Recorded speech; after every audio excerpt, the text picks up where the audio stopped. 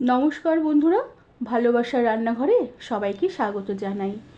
আজ আমি কাতলা মাছের ভাপার একটি রেসিপি বানাবো।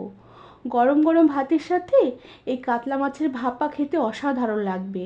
আর রেসিপিটি তোমাদের ভালো লাগলে একটি লাইক, শেয়ার আর সাবস্ক্রাইব করে দেবার অনুরোধ রইল।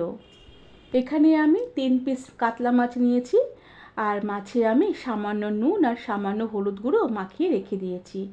এবার আমি মাছে একটু লেবুর রস মাখিয়ে নেব। এতে মাছের যে আষ্টে গন্ধ সেটাও থাকবে না, আর মাছ খুব নরম হবে। আর এই লেবুর রস মাখিয়ে মাছ কিছুক্ষণ রেস্টে রেখে দেব। এবার আমি মাছের জন্য একটু মশলা বানিয়ে নেব। এখানে একটি মিক্সিং জারে আমি 1.5 চামচ পোস্ত দিয়ে দিলাম, আর তার সাথে 1 চামচ সর্ষে দিয়ে দিলাম, আর তার সাথে কয়েকটা নারকেলের কুচি দিয়ে দিলাম, আর 2টো কাঁচা লঙ্কা দিয়ে দিলাম, আর সাথে সামান্য একটু টক দই আর সামান্য একটু কসুরি মেথি দিয়ে দিলাম, আর সাথে সামান্য একটু নুন দিয়ে আমি মশলাটাকে বেশ মিহি করে পেস্ট করে নেব।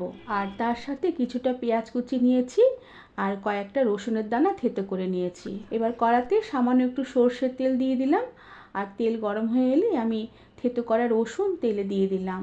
রসুনটাকে এবার কিছুক্ষণ নেড়ে চেড়ে নেব। রসুনের একটা খুব সুন্দর গন্ধ বেরোলে আমি পেঁয়াজ কুচিগুলো দিয়ে দিলাম।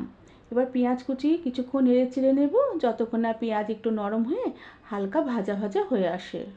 পেঁয়াজ কুচি কিছুক্ষণ নেড়ে চেড়ে নেবার পরে পেঁয়াজ নরম হয়ে এসেছে আর হালকা লালও হয়ে এসেছে। এবার আমি গ্যাস বন্ধ করে দিলাম, আর এই কড়ার তেল থেকে পেঁয়াজগুলো একটু সাইড করে দিয়ে আমি সামান্য একটু কাশ্মীরি লঙ্কার গুঁড়ো তেলে দিয়ে একটু নেড়ে চেড়ে নিলাম। এতে এই মাছ ভাপার কালারটা বেশ ভালো আসবে। এবার একটি টিফিন বাটিতে আমি সর্ষে পোস্ত বাটা দিয়ে দিলাম। সর্ষে পোস্ত বাটাতে আমি একটু দই দিয়েছি, এতে এই ভাপার টেস্টটা বেশ ভালো আসবে, আর এই সর্ষে বাটার তেতোটাও বেশ লাগবে না। সাথে পেঁয়াজ রসুন ভাজাটাও দিয়ে দিলাম, আর কড়ার গায়ে যেটুকু তেল লেগেছিল সেটুকু খুন্তি দিয়ে কাছিয়ে তুলে দিয়ে দিলাম, আর তার সাথে পরিমাণ মতো নুন দিয়ে দিলাম।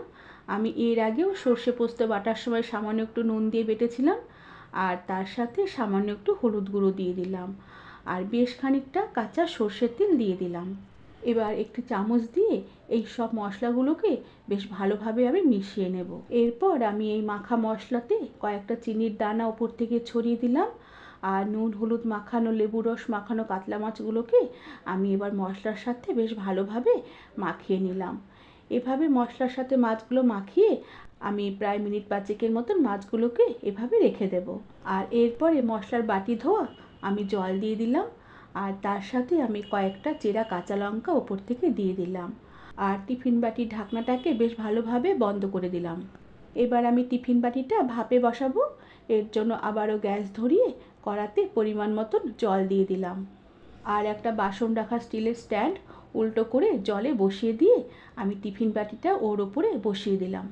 এরপর আমি কড়াটাকে ঢাকা দিয়ে দিলাম, আর একটা লবঙ্গ দিয়ে ঢাকনার ছিদ্রটাকে বন্ধ করে দিলাম।